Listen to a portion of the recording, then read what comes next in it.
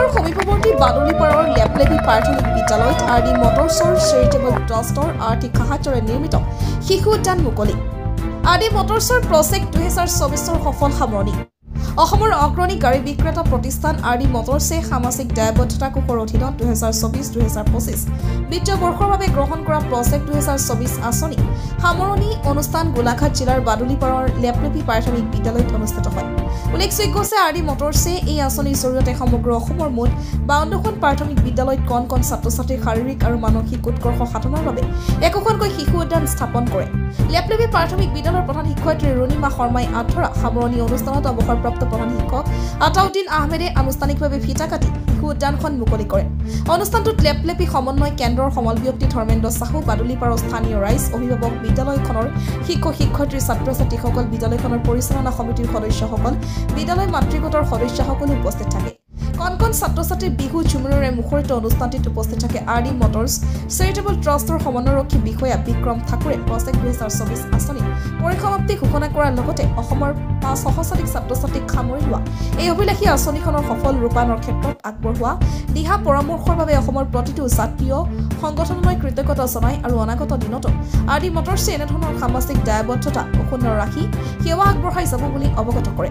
অনুষ্ঠানটোত অখিল ভাৰতীয় পত্ৰকাৰ মহাসভা গোলাঘাট জিলা সম্পাদক বিদ্যান বৰদলৈ আৰডি মটৰছৰ এই মহৎ পদক্ষেপক প্ৰশংসা কৰি ধন্যবাদ জ্ঞাপন কৰি এক শুভেচ্ছামূলক বক্তব্য প্ৰদান কৰে। নিউজ ডেস্ক ৰিপৰ্ট এনকে নিউজ। এটা ধুনীয়া এটা পদক্ষেপ এই আমাৰ বিদ্যালয়বিলাকৰ যে এটা পাৰ্ক হিচাপে দিলে নথৈ আমি আনন্দিত যে তেওঁলোকলৈ মোৰ আন্তৰিক অভিনন্দন জ্ঞাপন কৰিছোঁ।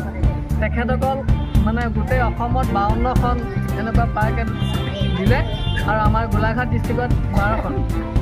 আজি 12খনৰ আজি অন্তিম এখন লেপলেপি প্ৰাথমিক বিদ্যালয়ত উদ্বোধন কৰা হৈছে।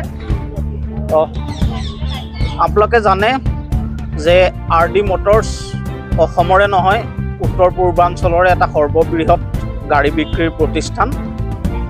কিন্তু আমাৰ যি দৈনন্দিন ব্যৱসায়িক কাম কাজ আছে তাৰ উপৰিও আমি সামাজিক দায়বদ্ধতাৰ পদক্ষেপ হিচাপে আমি বিভিন্ন সময়ত বিভিন্ন জনহিতৈষী আঁচনি আমি ৰূপায়ণ কৰি আহিছোঁ আৰু আমি 2024-2025 বিত্তীয় বৰ্ষৰ বাবে তেনে এখন অভিলাষী আঁচনি গ্ৰহণ কৰিছিলোঁ, যি আঁচনিৰ উদ্দেশ্য আছিল আমি সমগ্ৰ অসমৰ প্ৰাথমিক বিদ্যালয়ৰ প্ৰায় 5 সহস্ৰাধিক ছাত্ৰ-ছাত্ৰীক সামৰি আৰু 52খন প্ৰাথমিক বিদ্যালয় সামৰি আমি প্ৰতিখন বিদ্যালয়তে একোখনকৈ শিশু উদ্যান প্ৰদান কৰাৰ কাৰ্যসূচী।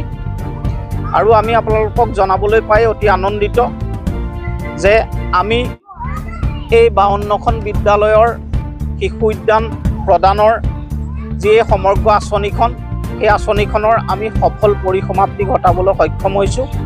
ক'তো নাপায় অৱশ্যে, কিন্তু ইয়াত এতিয়া তেওঁলোকে যে মুক্ত মানে খেলিবলৈ পাইছে, সিহঁতৰ মানে মনৰ হেঁপাহেৰে এখনত মানে খেলিছে, সিহঁতে খুবেই ভাল পাইছে। সেইকাৰণে মই মোৰ ফালৰ পৰা আৰডি মটৰছৰ সকলো সদস্য উদ্যোক্তাসকলক মোৰ ফালৰ পৰা বহুত বহুত ধন্যবাদ জনালোঁ।